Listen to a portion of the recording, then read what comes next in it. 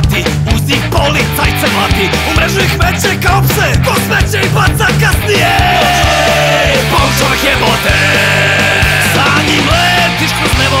Misliš da si ga jeb'o, ali on tebe čuva i sa tobom lepak duva. Sa njim letiš kroz nebo, misliš da si ga jeb'o, ali on tebe čuva i sa tobom lepak duva.